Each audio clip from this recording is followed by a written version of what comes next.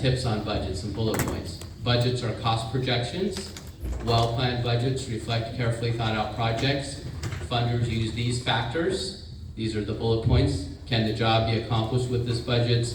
Are costs reasonable for the market? Is the budget consistent with proposed activities?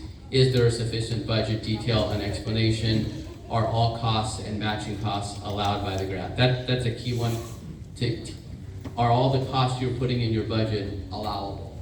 Worst thing you can do is put a cost in your budget that's not allowable. Many funders provide mandatory budget forms. They do.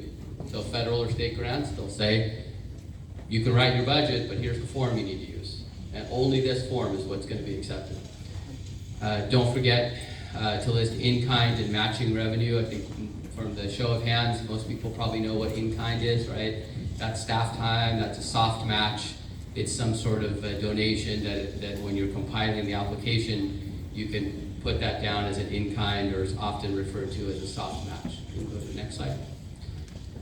Proposal components, board resolutions, and authorized signatures. So because we write mostly for governments, colleges, universities, cities, school districts, county, LA County is our client, board resolutions and authorized signatures are very important because the agencies want to see and require that there be authorization to apply for the grant. So authorized signatures are typically required.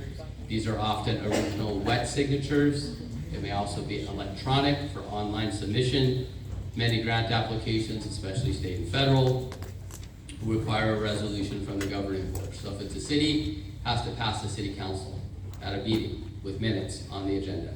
If it's a school board, it has to pass the school board by a vote at a meeting on the agenda in the minutes. Thanks. Important to request feedback about a proposal's strengths and weaknesses. So this is very important.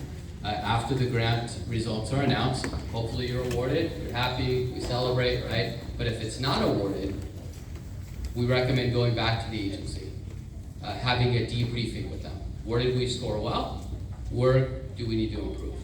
Where did we do really well? Where did we not do so well? And how can we improve on the areas we didn't do so well?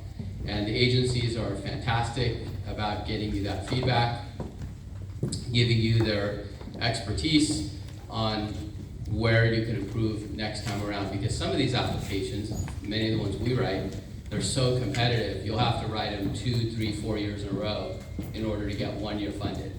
So refining that application, writing it, getting their feedback, why didn't we get funded, what could we have done better, is really important. So important to request that feedback, strengths, weaknesses. Sometimes that information is unavailable, most of the time it is. Reference information may also be useful if you choose to approach the same or a different funder again. We can go to the next.